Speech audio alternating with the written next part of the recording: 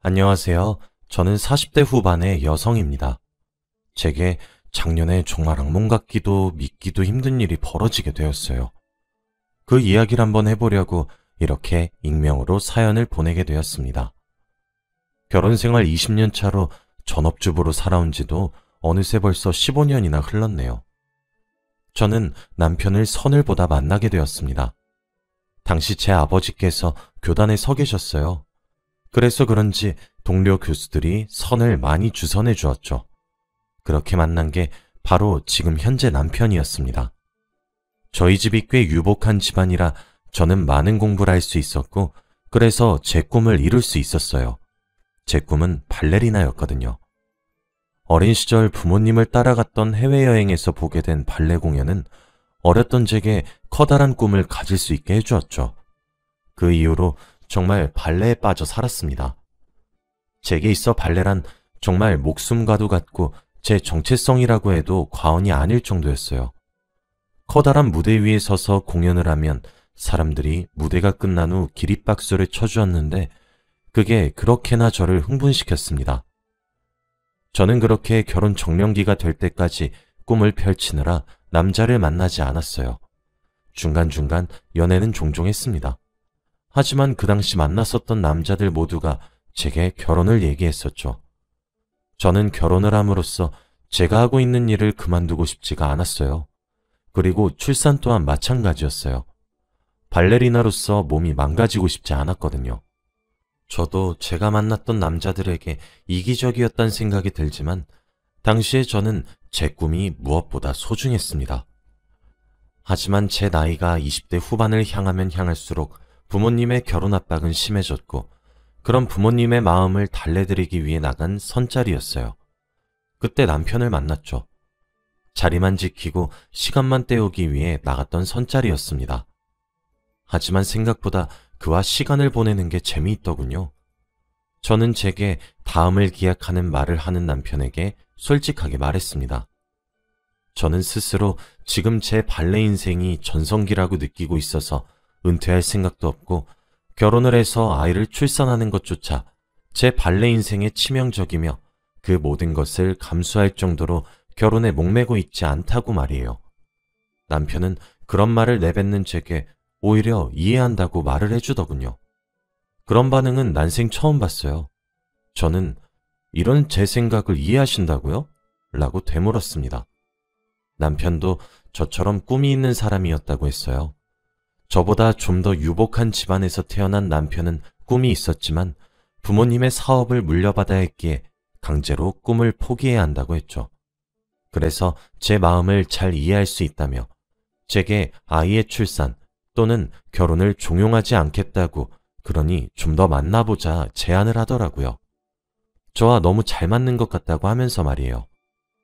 그렇게 저는 남편과 연애를 시작했습니다. 27살에 만난 남편과 1년 반 정도의 연애를 했습니다. 연애를 하는 내내 남편은 정말로 제게 만남만 원했어요. 저를 너무 사랑하기 때문에 제 꿈을 짓밟지 않고 싶고 하고 싶은 만큼 이루고 싶은 만큼 다 해보고 자신과 결혼을 하자고 하더라고요. 이런 남자라면 결혼을 하고 난 뒤에도 제 꿈을 펼칠 수 있겠다 싶어 결혼을 마음먹었습니다.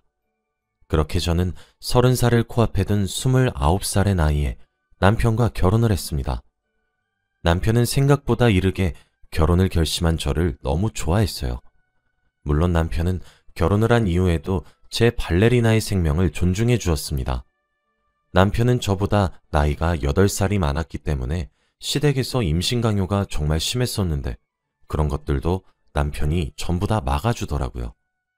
저는 생각보다 오랜 기간 동안 발레리나의 꿈을 펼칠 수 있었습니다.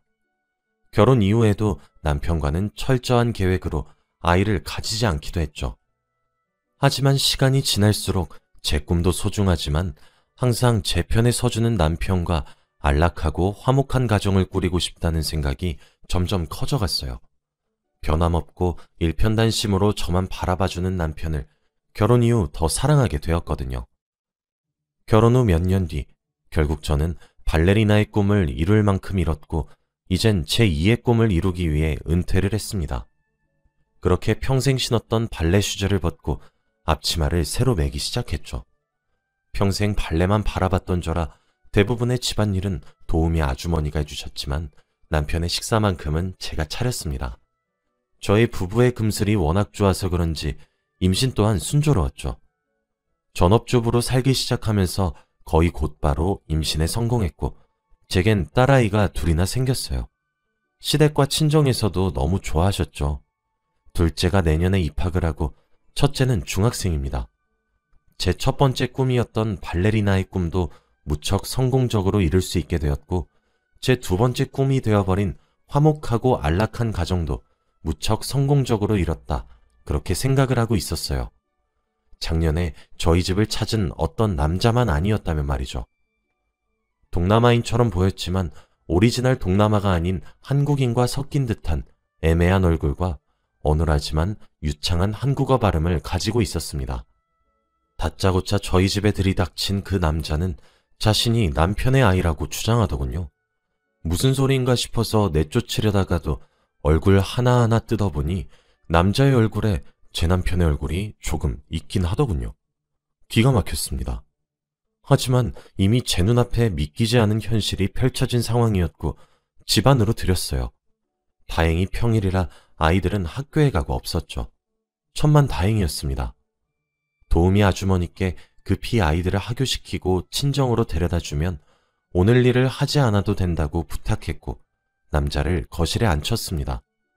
주위를 두리번거리며 살피다가 저를 빤히 쳐다보더군요. 차를 준비해 앞에 내어주며 마주 앉았습니다.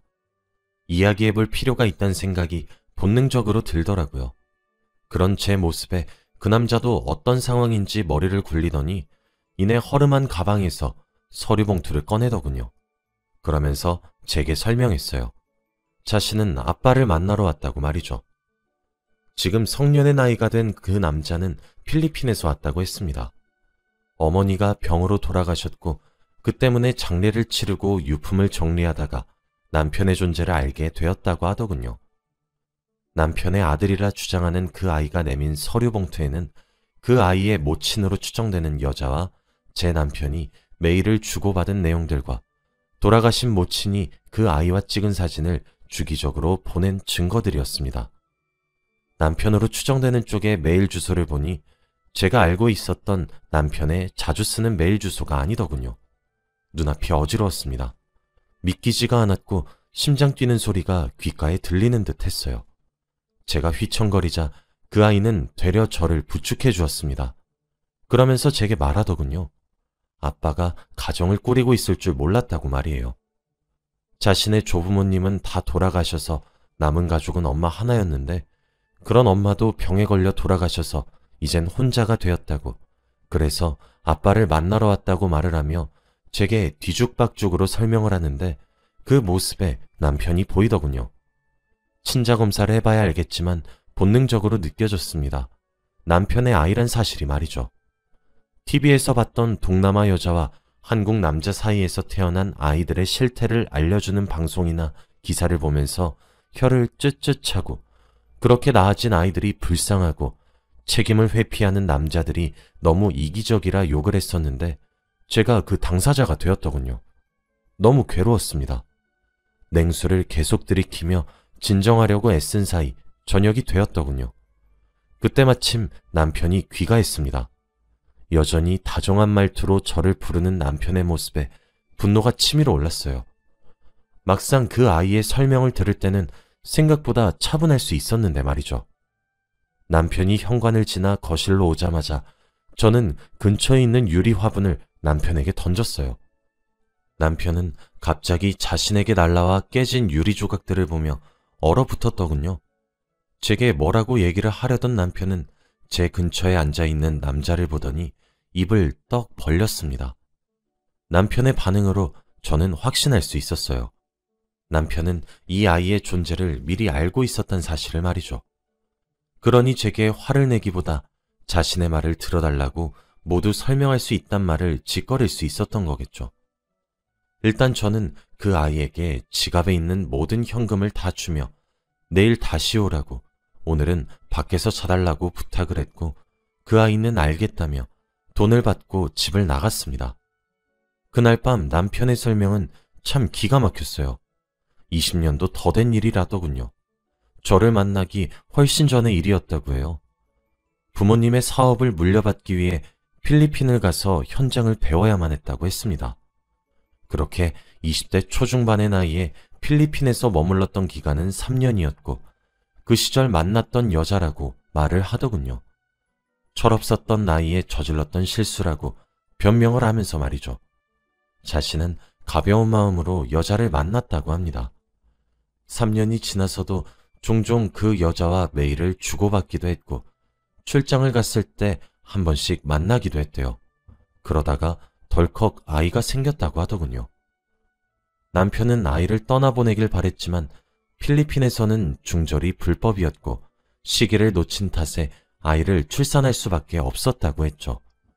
그래서 아이의 엄마에게 제안했다고 합니다. 당신과 결혼할 생각도 없고 그 아이를 받아들이지도 않겠지만 아이가 성년이 될 때까지는 매달 지원해주겠다고 말이죠. 그러니 아이는 평생 제 아비를 모르고 살게 하라고 말이에요.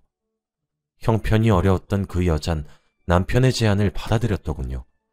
만약 병으로 일찍 죽지 않았다면 그 아이는 평생 아빠의 얼굴도 모르고 자랐겠죠. 남편이 구구절절 하고 있는 말들은 모두 변명일 뿐이었습니다. 사람이 너무 어이가 없었던 거였는지 실성을 하게 된 것인지 남편의 이야기를 듣는 내내 웃음만 나오더라고요. 남편은 제게 빌기 시작했어요. 저는 남편에게 나가라고 했습니다. 남편은 제 완강한 태도에 내일 다시 오겠다며 집을 나갔죠. 다음 날이 되었고 아이가 다시 저희 집을 찾아왔더군요. 저는 그 아이를 데리고 제 시댁으로 향했습니다. 시댁에서는 저를 반기셨어요. 저를 무척이나 아껴주셨던 분들이었거든요. 제가 20대 초반 정도 되는 혼혈처럼 보이는 남자와 집을 방문하니 바로 옆엔 누구시냐 물어보시더군요. 저는 시부모님께 어제 건네받은 서류들을 내밀었고 아이에 대해 설명했습니다. 이 아이가 제 남편의 아들이라고 합니다. 라고 말이죠. 시부모님들은 뒷목을 잡으실 정도로 놀라셨고 허겁지겁 제가 내민 서류를 보셨습니다. 시부모님들도 남편의 부모니 저보다 잘하셨을 거예요. 남편과 많이 닮은 아이를 보면서 말이죠. 거실엔 한동안 정적이 흘렀고 아이는 안절부절하지 못하더군요. 그 아이를 보고 있자니 참 안타까웠습니다. 불쌍했어요. 애가 무슨 죄가 있겠습니까? 죄를 지은 인간은 제 남편이고 태어난 아이는 그저 피해자잖아요. 저는 아이에게 시부모님을 할아버지와 할머니라고 소개했어요. 아이는 어색하게 안녕하세요 라며 인사를 하더군요. 저는 아이에게 잠시 정원을 산책하고 오라 권유했습니다. 아이가 집을 나서자마자 시부모님께 얘기했어요. 남편과 이혼을 할 것이고 아이들은 제가 키우겠다는 말이요. 시부모님들은 무슨 낯으로 저를 붙잡을 수 있겠습니까? 저는 아무런 말도 하지 못하고 하얗게 질려있는 시부모님께 저 아이는 남편의 아이니 여기 두고 가겠다고 얘기하고 자리에서 일어나 집을 나갔습니다. 정원에서 마주친 아이는 제 눈치를 보더군요. 자신이 한국에 와서 진실을 밝힘으로써 제가 좋지 않은 상황에 놓였다는 것을 스스로도 알았겠죠. 죄책감을 느꼈던 것인지 뭔진 알 수 없지만 그렇게 제 눈치를 보는 것조차 불쌍했습니다. 솔직히 화도 나더군요. 저는 아이에게 말했어요. 친자검사를 의뢰할 생각이고 그때까지 여기 머물라고요.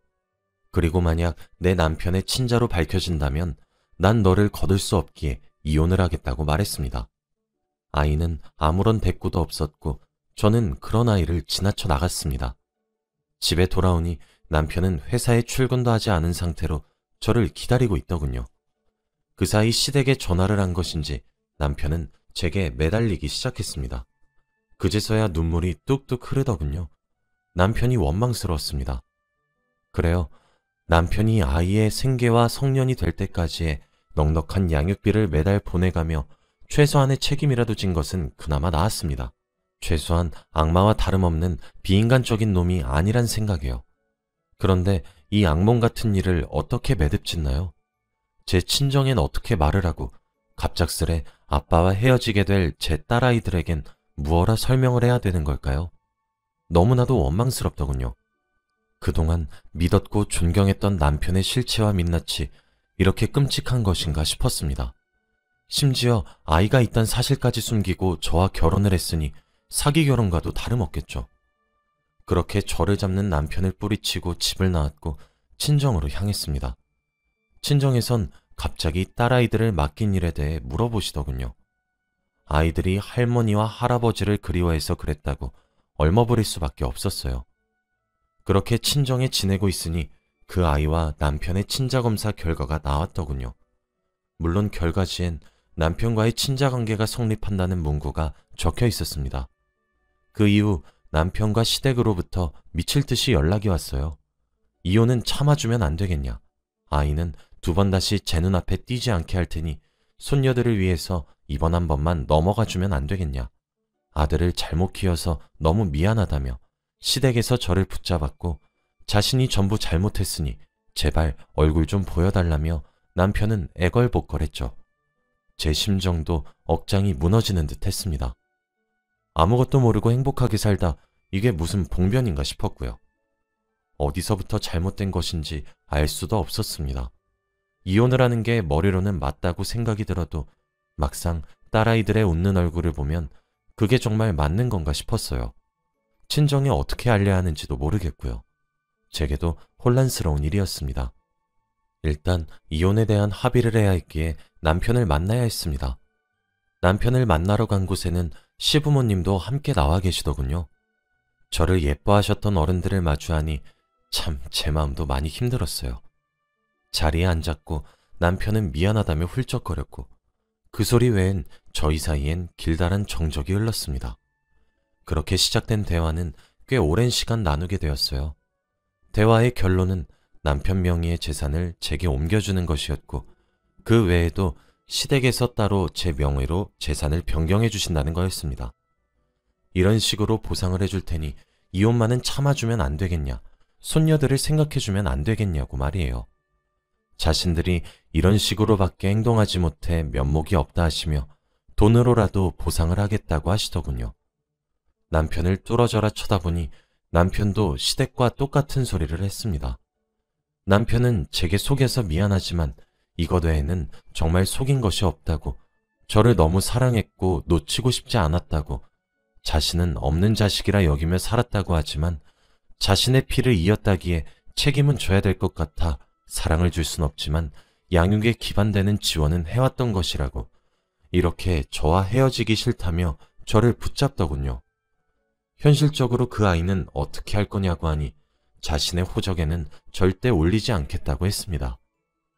하지만 그 아이가 앞으로 살아갈 수 있을 정도가 될 때까지 지원만 하고 싶다며 그 부분은 아이와 협의되었다고 하더군요. 그 아이도 애초에 자신의 아버지를 찾아 경제적 지원을 찾기 위해 올라왔던 거라 하더군요. 그래서 자신의 고국으로 다시 돌아갈 것인데 형편이 너무 어려우니 지원은 받게 해주면 더 이상 찾아오지 않겠다는 조건을 내걸었다 하더군요. 이 부분은 추후 제가 직접 아이에게 확인해 보니 사실이었습니다. 제게도 그렇게 말을 하더군요. 평생을 아버지의 사랑도 받아보지 못했고 과거도 현재도 미래도 자신의 가족은 본인 어머니 한 분뿐일 것이라고. 그런데 너무 가난하고 형편이 어려워서 어머니가 생전 주고받은 메일 내용을 토대로 남편을 찾아온 것이라고.